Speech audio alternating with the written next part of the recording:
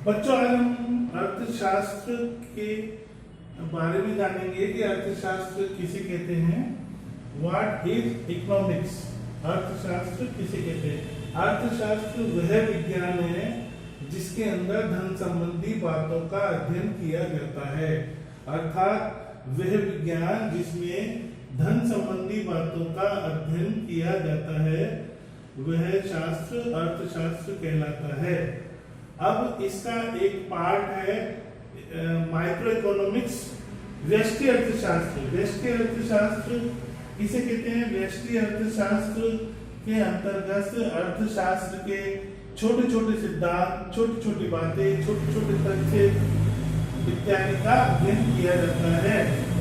अर्थशास्त्र में अर्थशास्त्र की वह शाखा जिसमें सूक्ष्म, बहुत छोटे छोटे सिद्धांत, छोटी छोटी बातें, छोटे छोटे तथ्य, छोटे छोटे समस्या इत्यादि का अध्ययन किया जाता है। तो अब इसे हम कितने भागों में बांट के अध्ययन करते हैं? हम इसे बेसिकली 5 भागों में बांटकर अध्ययन करते हैं।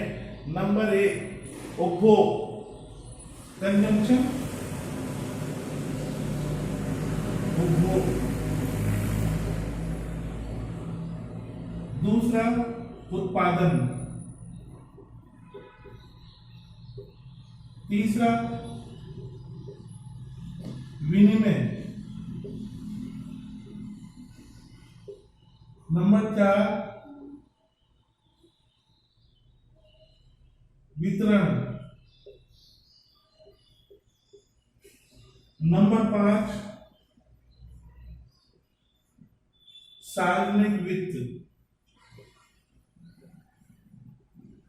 सार्वजनिक वित्त अथवा कल्याणकारी अर्थशास्त्र। कल्याणकारी अर्थशास्त्र।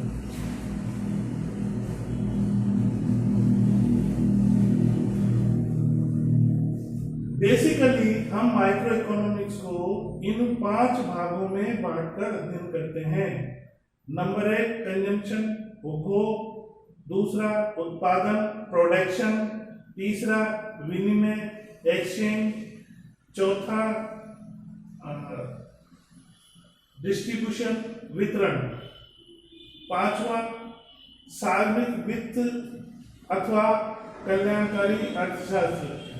हमारे विषय के अनुसार, हमारे सिलेबस के अनुसार ये जो दिया गया है इसमें केवल इतना ही बताया गया है कि माइक्रो इकोनॉमिक्स, व्यष्टि अर्थशास्त्र को इन 5 भागों में बांटकर अध्ययन करते हैं। इसमें सबसे पहले आता है उपभोग। उपभोग, कंजम्पशन। कंजम्पशन किसे कहते हैं? किसी वस्तु अथवा सेवा के तुष्टि गुण को काम में लेना, प्रयोग में लेना, उपयोग में लेना, क्या कहलाता है? कंजम्पशन, उपभोग। किसी वस्तु अथवा सेवा के तुष्टि गुण को काम में लेना, प्रयोग में लेना, उपयोग में लेना, उपभोग कहलाता है। नेक्स्ट दूसरा है उत्पादन। किसी वस्तु अथवा सेवा के तुष्टि गुण में वृद्धि करना, सृजन करना कहलाता है उत्पादन। नंबर 3 पे आता है एक्सचेंज, विनिमय। विनिमय होता है 2 पक्षों के बीच में, एक पक्ष और दूसरा पक्ष। तो विनिमय जो होता है वस्तु और सेवा का होता है और यह मुद्रा का होता है। तो विनिमय के भी एक अलग से डिवाइड कर सकते हैं हम। जैसे मुद्रा का मुद्रा के साथ विनिमय, मुद्रा का वस्तु के साथ विनिमय, वस्तु के साथ मुद्रा का विनिमय, इस तरीके से विनिमय की प्रक्रिया पूरी होती है। अब चौथा आता है डिस्ट्रीब्यूशन, वितरण। वितरण से सीधा तात्पर्य यहाँ पर धन के वितरण से लिया जाता है। धन का वितरण अर्थात जो धन होता है उसका समाज में किस तरीके से वितरण होता है। सामान्यतः इसका अर्थ धन के वितरण का यहाँ पर लिया जाता है कि जो हमारे पास है उसको उत्पादन के विभिन्न साधनों के बीच किस किस के बीच में बांटा जाता है। तो सबसे पहले फिर इसके बाद हम ये देखेंगे कि उत्पादन के साधन कौन कौन से होते हैं। वो होते हैं भूमि, पूंजी, श्रम, साहस और संगठन। इस तरीके से वितरण जो है इनके बीच में किया जाता है। उसके बाद नेक्स्ट आता है सार्वजनिक वित्त। सार्वजनिक वित्त ऑब्लिक कल्याणकारी अर्थशास्त्र। इसमें हमारे सिलेबस के अनुसार कई पुस्तकों में सार्वजनिक वित्त और कई पुस्तकों में कल्याणकारी अर्थशास्त्र, सिलेबस के अनुसार कहीं पे सार्वजनिक वित्त पढ़ाया जाता है और कहीं पे इसी शाखा में कल्याणकारी अर्थशास्त्र को जोड़ा गया है।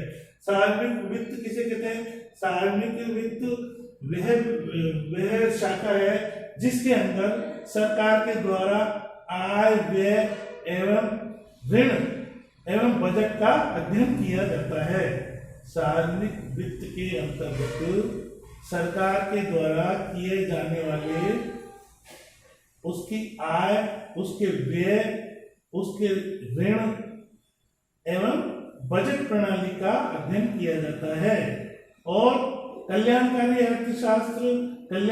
अर्थशास्त्र जैसा कि इसके नाम से ही परिचित है कि वेलफेयर से तात्पर्य सरकार के द्वारा किया जाने वाला लोक कल्याणकारी कार्य। वैसे तो कल्याण व्यक्ति भी कर सकता है, किसी दूसरों का व्यक्तिगत अपने स्वार्थ से परे उठ करके दूसरों की भलाई करता है तो वो भी कल्याण कहलाता है।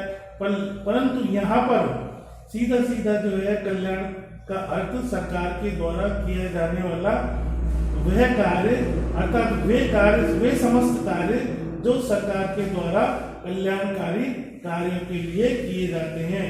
तो इस ब्रांच के अंदर इन समस्त बातों का अध्ययन किया जाता है। इस प्रकार माइक्रो इकोनॉमिक्स को हम इन 5 भागों में बांटकर अध्ययन करते हैं। That's all. ओके।